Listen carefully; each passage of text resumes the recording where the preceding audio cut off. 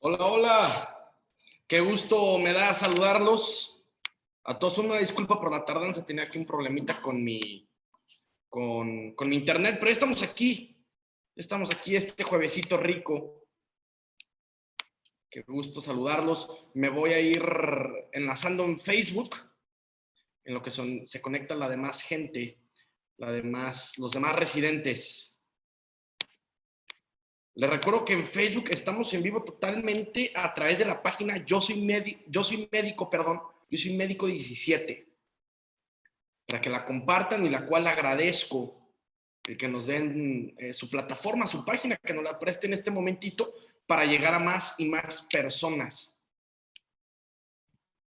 Hoy tenemos un gran tema, señoras y señores, para que se agarren de donde puedan porque va a estar bueno. Por lo pronto, les voy presentando a nuestra doctora invitada, la doctora Itzel Villalobos. Ella nos va a presentar el tema de fracturas y luxaciones del carpo. Gran tema, sin duda. Y para los que no conozcan a la doctora Itzel Villalobos, ella es egresada de la Universidad de Guadalajara, de la licenciatura en medicina, es residente de R2, de traumatología y ortopedia en el Hospital Civil Antiguo de Guadalajara, Fray Antonio Alcalde. Doctor Itzel, ¿me puedes escuchar? Te vi aquí un momentito. A ver.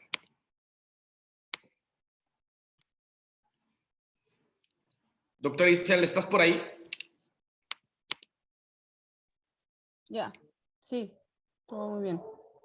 Perfecto. ¿Puedes prender tu cámara para ver si... Eso, excelente. Muchas gracias. ¿Estuvo bien la presentación? ¿Algo que se me haya olvidado del currículum que me pasaron? Nada, sí.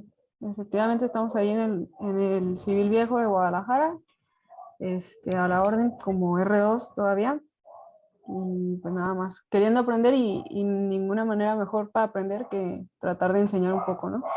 Es correcto. Aquí tenemos un lema que es el que comparte aprende dos veces. Y creo que lo vas a experimentar. Ahora, tenemos también como mentor al doctor Luis Enrique Sánchez Gutiérrez, cirujano de mano egresado por el Instituto Nacional de Rehabilitación, radicó en León, Guanajuato, es titular del Servicio de Cirugía de Mano del Hospital Regional de Alta Especialidad del Bajío, es profesor titular del curso de posgrado de cirugía de la mano del HRAEB, el JAREF. No sé si lo haya pronunciado de la mejor manera, ahorita que nos lo diga el doctor Luis Enrique. Ya lo estoy haciendo aquí panelista. Posteriormente lo haré coanfitrión para que pueda prender su cámara y su micrófono y que la gente lo conozca. Doctor Luis Enrique, ¿está por ahí?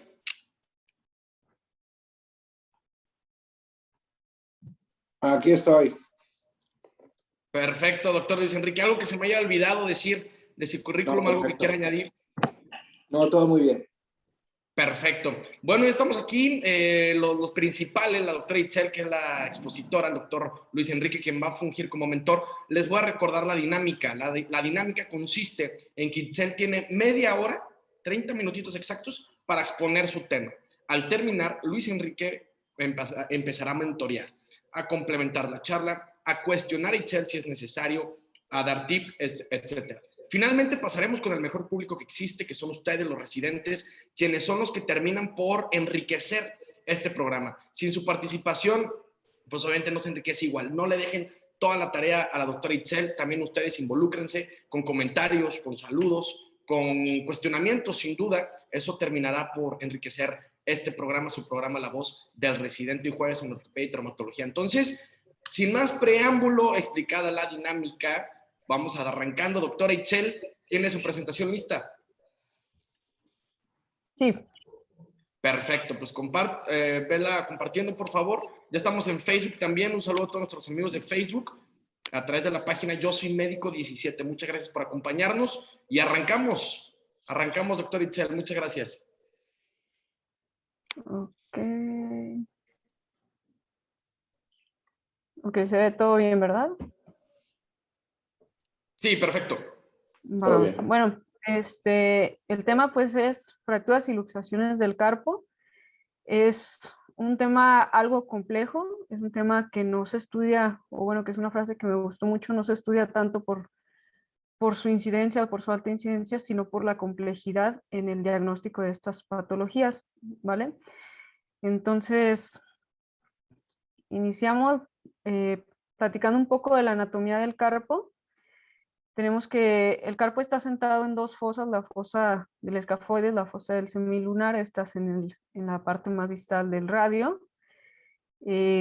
soportando entonces 8 huesos, de los cuales se dividen 4 en la primera fila, 4 en la segunda fila. En su primera fila tenemos el escafoides, el segundo sería el semilunar, el tercero el piramidal y por último el pisiforme, que se considera también un hueso sesamoideo. Y en la segunda fila tenemos el hueso del trapecio, el trapezoide, el grande y el ganchoso, o en la literatura en inglés como amato, ¿no? Estas dos filas implican 3 articulaciones, pues la articulación radiocarpiana, la articulación intercarpiana y la articulación carpometacarpiana, las cuales están sostenidas o estabilizadas, vamos, por los ligamentos extrínsecos, que son aquellos que van de los huesos fuera del carpo, es decir, el radio y los metacarpos, hacia el carpo, y los ligamentos intrínsecos, aquellos que van entre estos mismos huesos, estos 8 huesos en estas dos filas. Los ligamentos extrínsecos son más fuertes en su parte palmar y los ligamentos intrínsecos pues en su parte dorsal y palmar. Los ligamentos extrínsecos provienen en su mayoría entonces del radio y van hacia los huesos del carpo. Entonces, pues todos ellos son de interés porque todos son sometidos a distinta fuerza, a distinta intensidad, vamos, de fuerza que nos permiten una gran amplitud de movimiento en todas estas 3 articulaciones. Ahora, lo que me parece muy, muy importante y que muchas veces damos por sentado es la valoración radiográfica de estas articulaciones, de este segmento anatómico. Entonces vamos empezando por las radiografías más comunes. La radiografía anteroposterior, en este caso sería la posterior-anterior, y las radiografías laterales. En la radiografía posterior-anterior tenemos a valorar, pues bueno, la presencia de todos estos huesos que estén alineados en estas 2 filas, como ya los describimos, mismas que se pueden discernir o identificar su congruencia gracias a las líneas de Gilula. Las líneas de Gilula son 3. La primera, que sería aquella que forma el escafoides, el semilunar y el piramidal en su parte más proximal. La segunda, estos mismos 3 huesos en su parte más distal. Y la tercera sería aquella formada por el grande y el ganchoso en su parte más proximal. Observamos también la alineación carpiana. Esta se encuentra dada por una línea que pasa por la parte más medial, vamos, la columna intermedia del radio, en una dirección totalmente longitudinal, pasa por el piramidal, el grande, y se continúa con la línea longitudinal del tercer metacarpo. Y bueno, esa sería la radiografía más sencilla de ver y en la que más fácil identificaríamos si hay una alteración, cuando estas son evidentes. Pero me parece muy importante también comentar la radiografía lateral, porque en esta muchas veces lo único que nos fijamos son los huesos más proximales, el radio, el cúbito, que estén íntegros, que tengan la altura deseada o la altura, vamos, esperada, y no tanto la identificación de los huesos del carpo, porque en esta proyección pues se encuentran unos superpuestos con los otros y es difícil identificar su anatomía e identificar cada uno de ellos. Entonces vamos empezando porque no se identifican todos los contornos de cada uno de los huesos, sino que los más importantes a identificar son el escafoides, el semilunar y el grande. El escafoides se encuentra en una posición en flexión volar. Es como mirar un frijolito, diría yo, ¿no? El semilunar se encuentra asentado en la fosa del semilunar del radio, es el más proximal de estos. Su eje más largo es totalmente perpendicular a lo que sería el eje longitudinal del radio, y el grande es aquel que se encuentra sobre el semilunar, congruente su concavidad en la convexidad, perdón, su convexidad en la concavidad del semilunar. Y bueno, igualmente este se va a continuar con la longitudinal de los metacarpianos. A partir de esto podemos realizar distintas medidas que nos van a comprobar o a corroborar que se encuentra una congruencia articular esperada, empezando por el ángulo de alineación del carpo, que esperaríamos que fuera la línea longitudinal del radio, se intersecta justo en la mitad del carpo, es decir, en la línea intercarpiana, con la línea longitudinal del grande. El siguiente ángulo a evaluar sería el ángulo radio-escafoideo. Es una línea longitudinal que se traza por la diáfisis del radio y se continúa con el ángulo del eje más largo del escafoide. Ahora, algo que trataba de mencionar y con las líneas que apenas son perceptibles en esta primera imagen es cómo trazar las líneas de los ejes de cada uno de estos tres huesos que son identificables. Pues bueno, es trazarla una línea tangencial a sus superficies articulares. En el caso del escafoide es una línea tangencial a la superficie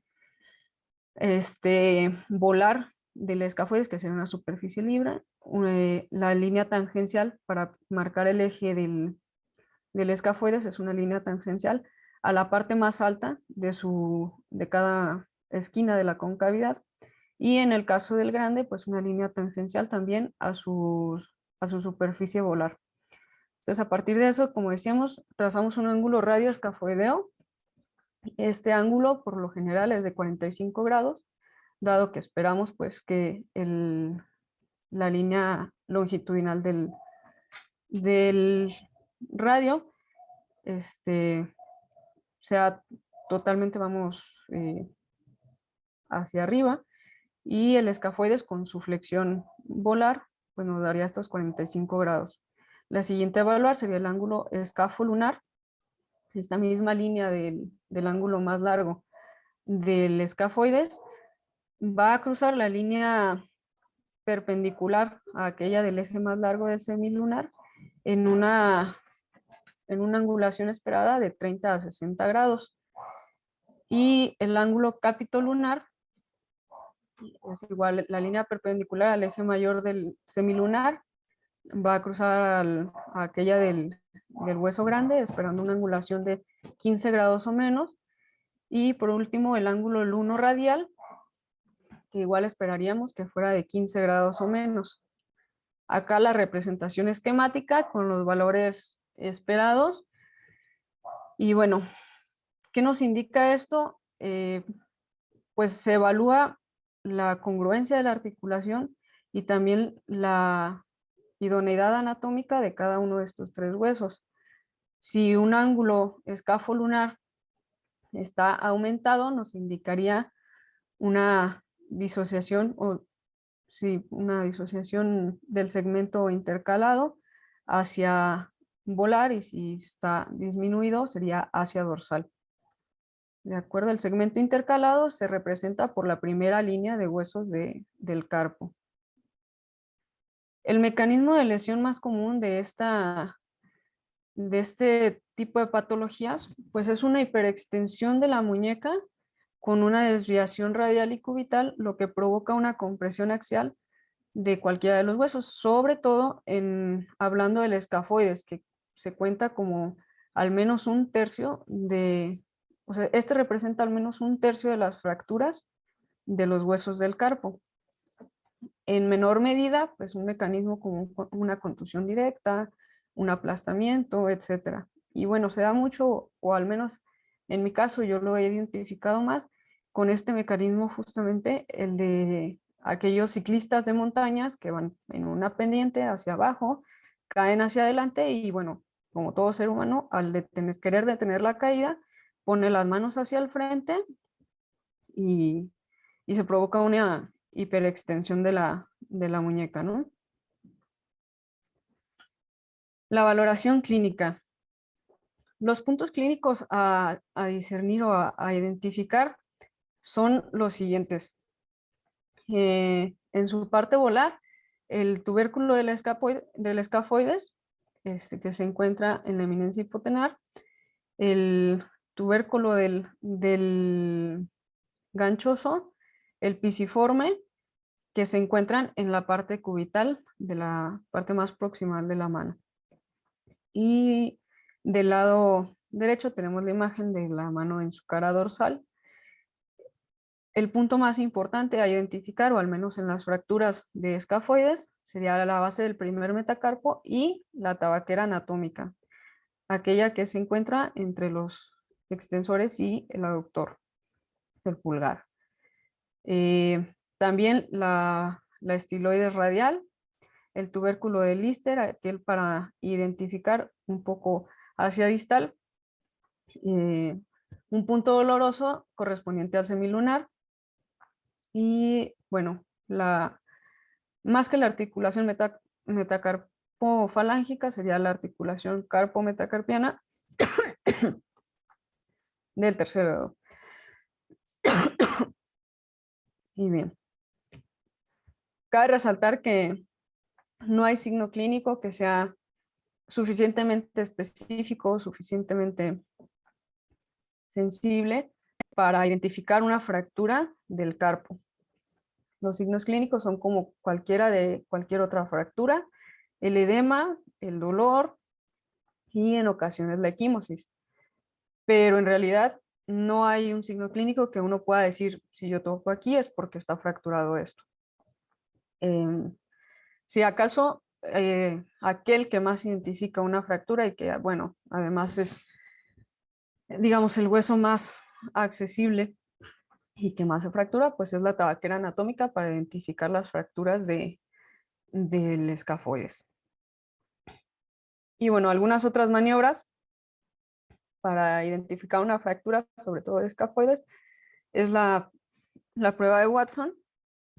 Es aquella que logramos, bueno, en la primera imagen de las azules tenemos la palpación de la tabaquera anatómica, y en la segunda estamos observando la palpación del polo inferior del escafoides. Tomamos la mano, la hiperextendemos, el explorador con su pulgar no dominante toca el polo inferior, identificándolo, y cuando hacemos una desviación hacia cubital, se despierta dolor. No sé si haya quedado claro, espero que sí. ¿Qué más? Esto también se puede realizar pues tratando de tocar las zonas correspondientes a los otros dos huesos de la fila más proximal. En el centro, pues el semilunar, o por arriba del tubérculo de Lister, y pues el piramidal. Se puede identificar también cierta inestabilidad al palpar la zona correspondiente al semilunar y al piramidal. Y bueno, como caso clínico, como representación de este tipo de fracturas, pues lo típico o la epidemiología, aunque no es mucha, nos dice que hay un predominio masculino y es en una edad generalmente físicamente activos, aquellos de 30 a 40 años o desde los 20, ¿no? Entonces aquí tenemos un masculino de 26 años que sufre un accidente vial al conducir su motocicleta. Y bueno, como decíamos, las valoraciones típicas que nosotros hacemos cuando un paciente llega es una PA o una P y una lateral. Entonces este paciente, además de tener la evidente fractura del radio distal, también cuenta con otra patología del hueso escafoides, ¿no? Una fractura en su polo superior, que es hasta cierto punto evidente en la radiografía PA, no tan así en la radiografía lateral. Es por eso que hay otras proyecciones que se conocen como proyecciones de escafoides. Una de ellas es la que tenemos en el lado derecho de la pantalla, que es la proyección oblicua, oblicua radial, y también pudiéramos pedir una oblicua cubital, para valorar el resto del carpo. Y bueno, en este oblicuo radial encontramos más claro el punto de fractura, que es en su polo más distal, en la unión de la cintura con el polo distal. Otras proyecciones que podemos utilizar para valorar una fractura de los huesos del carpo son la misma proyección en PA con desviación radial o con desviación cubital. Y bueno, para hacer mención de un poco de las fracturas del escafoides, tenemos varias clasificaciones. La más utilizada es la primera que tenemos a mano izquierda, la clasificación de Herbert. Esta clasificación nos divide las fracturas de escafoides en agudas y crónicas. Las agudas son aquellas tipo A y tipo B, las crónicas son las tipo C y las tipo D. Las fracturas tipo A son aquellas fracturas unicorticales, las fracturas por abulsión del tubérculo o fracturas simplemente no desplazadas. Y las fracturas tipo B son aquellas fracturas inestables, fracturas oblicuas, fracturas de la cintura desplazada o fracturas del polo más distal, perdón, del polo más proximal.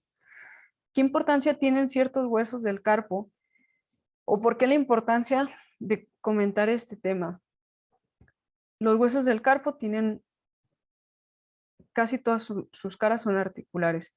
Entonces, esto implica que no tengan un gran potencial de consolidación y, por lo tanto, un potencial de necrosis avascular, ¿cierto? Entonces, sobre todo, aquellos que están vascularizados en su parte dorsal, que proviene del polo más distal de estos huesos, como el escafoides. También así los huesos, la mayoría de las personas en el hueso grande o incluso el 50% de aquellos del trapezoide. Y bueno, por eso la importancia de mencionar las fracturas de escafoides, porque aquellos con una fractura en su parte más proximal o en la cintura, o simplemente aquellas fracturas que están desplazadas, que son inestables y que no se tratan porque no se diagnostican, pues van a sufrir una consecuencia que es la no unión, la pseudoartrosis o incluso llevar a la necrosis avascular del mismo. Otra de las clasificaciones que se utilizan para la fractura de escafoides, pues es la clasificación de Rus, que es la que tenemos en la parte derecha hacia arriba. Es una clasificación anatómica bastante simple, solamente para describir que las fracturas horizontales oblicuas y las fracturas transversas se pueden considerar hasta cierto punto estables y las fracturas verticales oblicuas son aquellas inestables en las que se sugiere su fijación. Y por último, la clasificación de clínica de Mayo, aquella que las divide por tiempo y localización, agudas, un diagnóstico retardado o una pseudoartrosis. Y pues su identificación anatómica en la tuberosidad, en la cintura, en el tercio proximal, en el tercio distal. Tratamiento. ¿Es posible llevar a cabo un tratamiento conservador? Pues sí, claro que sí, sobre todo en aquellas fracturas no desplazadas y que se han mantenido estables, pero se sugiere también un tratamiento quirúrgico, ya sea mediante reducción abierta o de manera percutánea. Este último solamente o preferiblemente para fracturas no desplazadas y para fracturas que se consideren estables, encontrando pues que si se sugiere una reducción abierta, sería si son fracturas del polo proximal del escafoides, pues en su abordaje sería dorsal, o si es del polo más distal, su abordaje ventral. El tratamiento conservador se espera que de 8 a 10 semanas se encuentre ya una consolidación total de la fractura, se mantiene una inmovilización, no es necesario que se inmovilice también el pulgar, solamente una inmovilización con una férula antebraquipalmar sería suficiente. En el caso del tratamiento quirúrgico, pudiera llevarse a cabo, como ya dijimos, con un tornillo de compresión, con agujas Kirchner, y pues dependiendo del tipo de paciente, sí se requiere mantener inmóvil también el mismo, por alrededor de 4 a 8 semanas, aunque se espera que la consolidación total sea entre las 12 semanas. Y bueno, por último, platicar un poco de la inestabilidad de las lesiones perilunares. Esta es cuando tenemos una ruptura de los ligamentos intrínsecos del carpo. Como ya dijimos, los intrínsecos son aquellos que unen un hueso con otro de esta región anatómica. Y hablamos de la conocida secuencia de Mayfield, ¿sí? Es una secuencia que nos habla, dependiendo de la fuerza que se lleve a cabo sobre esta región, qué ligamentos van a romperse y cuáles son las consecuencias identificables que nos van a dar una inestabilidad en esta región. Entonces, el primer ligamento que se puede romper es el ligamento escafolunar, dándonos pie a una disociación escafosemilunar, escafolunar, ¿sí? En este encontraríamos una separación en la proyección PA, una separación entre un hueso y otro, también conocido como el signo de Terry-Thomas, ¿sí? Y esto puede haber incluso una pequeña rotación del semilunar. Y en la proyección lateral preferí pues esquematizarlo, es un poco más claro, ¿no? Bueno, la segunda fase de esta progresión es una disociación escafolunar y además una disociación o una subluxación mediocarpiana. Esto es que se rompe el ligamento del semilunar con el grande, ¿de acuerdo? Y bueno, esto va a provocar que el grande se vaya en su parte más proximal hacia dorsal y el semilunar un poco hacia volar. En la tercera fase de esta progresión se rompe el ligamento escafopiramidal, perdón, semiluno piramidal, y nos provoca una alteración en la que si ya está roto la previa, vamos, la fase previa, pues una disrupción o una incongruencia del grande y también del piramidal. Estos últimos se van a ir hacia dorsal y el semilunar y hacia volar.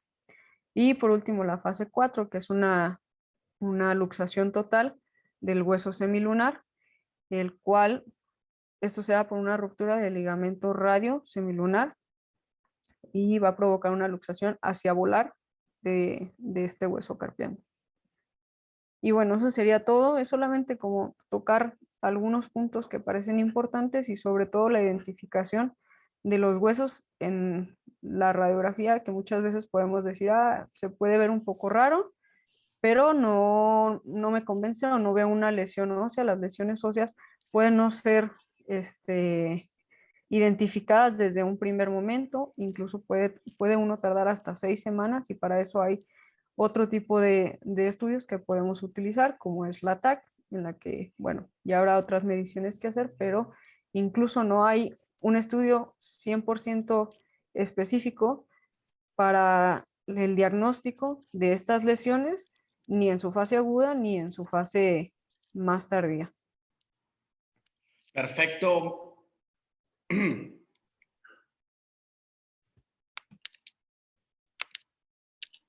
Hola, hola. Bueno. Adelante, doctor Itzel, perdón. No, eso sería todo. No sé si hay algún comentario, ¿Puedes dejar de alguna compartir duda. pantalla, porfa? ¿Ya?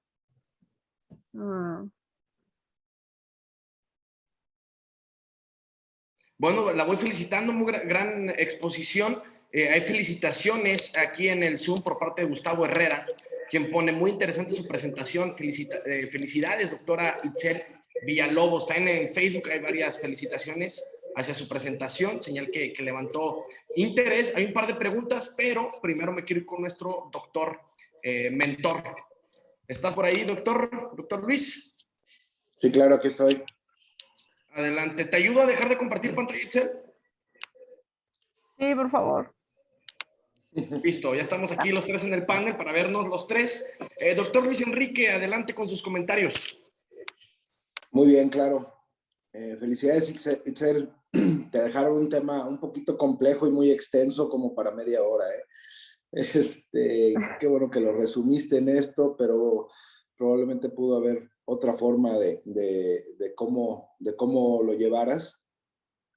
Lo más importante, lo que dijiste, que reconocer la anatomía tanto en radiografías como en el paciente, esa anatomía normal, qué es lo normal en un paciente, porque lo más típico, y te debe pasar a ti ahí en urgencias o ya en la consulta, que te llegan los pacientes con luxaciones perilunares de 3 o 6 o 12 semanas que le dijeron que tenía un esguince de muñeca. Fuera de eso, creo que falta un poco de biomecánica. Sí es muy importante la biomecánica del carpo para tanto reconocer, identificar y reconocer, como para ver qué es lo que está pasando en ese carpo. No todos son fracturas y luxaciones. Creo que ese tema vale la pena que lo retomen un poco sobre la biomecánica. Hablabas de las fracturas de escafoides, son un poco más de un tercio, son hasta 2/3 partes de las fracturas de los huesos del carpo. Y la parte que se necrosa es el polo proximal, no el distal, es el que más se necrosa por el tipo de circulación que tiene, ¿no? Mientras más pequeño sea ese polo proximal, más riesgo de necrosis hay. El que sigue es el piramidal, curiosamente, el que sigue en frecuencia de fracturas. La cosa es que no las identificamos. El problema aquí es no identificarlas. Aquí no tenemos la estadística en México. En Estados Unidos son alrededor de 600,000 fracturas del carpo en un año. Así que calculémosle que aquí por lo menos deben de ser, en estadísticas por porcentaje de población, debemos andar sobre los 150 o 200,000 fracturas, luxaciones del carpo al año. Y si nos ponemos a contar las que nos llegan en agudo, no las contamos ni en un 10%. ¿Qué más con tu presentación? Yo creo que solamente felicitarte, buscar cómo hacer el tema un poco más amable, lo ayudó con tu caso clínico. Probablemente darle todo el seguimiento de ese caso clínico al tratamiento final. La inmovilización, por cierto, para escafoides sí es hasta el pulgar, ¿eh? Me acuerdo. Sí hay que inmovilizar el pulgar donde hay un poquito de reticencia, es inmovilizar arriba de codo o abajo de codo, braquipulgar o antebraquipulgar, ¿vale? Y sí, 12 semanas es importante. Pero fuera de eso, felicidades, excelente presentación, muy buen trabajo. Gracias. Gracias, doctor Luis Enrique, por complementar la charla. Hay una pregunta que me parece interesante por parte de Arturo Zamudio. Dice, buenas noches, prueba de Watson y la otra prueba, ¿cómo se llamaba, doctor? Las pruebas de bailoteo o ballotment entre cada uno de los huesos del carpo para identificar si hay alguna inestabilidad. Ok, perfecto. Hay otra pregunta de Gustavo Herrera que dice, ¿en qué porcentaje deja algún grado de limitación funcional en este tipo de FX, a pesar de haber hecho un diagnóstico oportuno? Un porcentaje yo como tal no lo tengo, doctor, no sé si usted lo tenga. No, depende del tratamiento y la evolución de cada paciente, ¿no? No puedo decir qué porcentaje exacto hay de secuela en una lesión. Ok, perfecto. Esas son las preguntas que hay en el Zoom. En Facebook hay puras felicitaciones. Entonces, de no tener más preguntas, yo te quiero preguntar algo a ti, Itzel, a título personal. Eres R2. Me gustaría que nos compartieras qué es lo que esperas de lo que te queda de camino como residente. Como en general en mi residencia. Sí, correcto. ¿Qué es lo que esperas? Bueno, nada más aprender y aprender, ojalá sea menos de los errores y más de los maestros, ¿sí? Pero sobre todo aprender y no repetir los errores que uno hace y que ve a los demás realizar, ¿no? O sea, simplemente, y todo en pro del buen pronóstico del paciente, nada más. Correcto. Muchas gracias, doctor Itzel. Ahora, ya por último, las conclusiones. Vamos a empezar con el doctor Luis Enrique. Si le quiere dejar algo a los residentes que lo están viendo, algún consejo, conclusiones generales, y terminamos con la doctora Itzel. Vamos contigo, doctor Luis Enrique. Nada, lo mismo, ¿no? A veces en ortopedia nos enfocamos mucho a los huesos grandes y olvidamos un poco la mano. No lo olviden porque da muchos dolores de cabeza cuando no lo diagnostican, ya como especialistas, ¿eh? Me ha tocado varios que se nos van las cabras no olviden ver bien una mano, no la minimicen y sigan adelante porque van muy bien con estos temas. Correcto, muchas gracias, doctor Luis Enrique. Terminamos contigo, doctor Itzel. Nada, pues insistir en seguir estudiando a lo mejor estos temas, como dije desde el principio, que no se estudian tanto por su incidencia, sino por su complejidad. Correcto, me gusta. Me gusta. Muchas gracias, doctor Itzel, por su participación. Felicitarla nuevamente. La desmenuzó muy bien. No es fácil hablar de este tema, como ya lo adelantó el doctor Luis Enrique en media hora. Es complicado. Entonces, también resaltar ese punto, ¿no? Lo hizo ver muy fácil usted, pero sé que no lo es, además de pararse en un público como el que tenemos, con residentes R4, R5, mayores, incluso también eso, se necesitan agallas. Entonces, la felicito mucho. De mi parte, de Tony Bachi, a nombre de Medical Legal Center, nos despedimos, no sin antes recordarles que todo lo que se habló se va a subir a YouTube. Búsquenos como Medical Legal Center. Ahí todos los jueves subimos el contenido que se expone aquí para que lo compartan con sus amigos, familiares o también para reaprender. Denle like a la página de Facebook, La Voz del Residente, en Instagram, La Voz del Residente. Y por último, damas y caballeros, dirigirme a los jefes de residentes. Si usted que me está viendo es jefe de residentes y requiere una de las prácticas de Medical Legal Center, ya sea para capacitación o por algún tema médico legal, no duden en contactarnos y solicitarla sin costo alguno al correo atención.mlc@gmail.com. Atención sin acento .mlc@gmail.com y con mucho gusto damos esta práctica sin costo en este momento de pandemia. De mi parte es todo. Residentes, muchas gracias por quedarse hasta aquí. Doctor Itzel, felicidades nuevamente. Doctor Luis Enrique, un honor que nos haya acompañado. Nos despedimos. Que tengan gran jueves. Saludos. Gracias.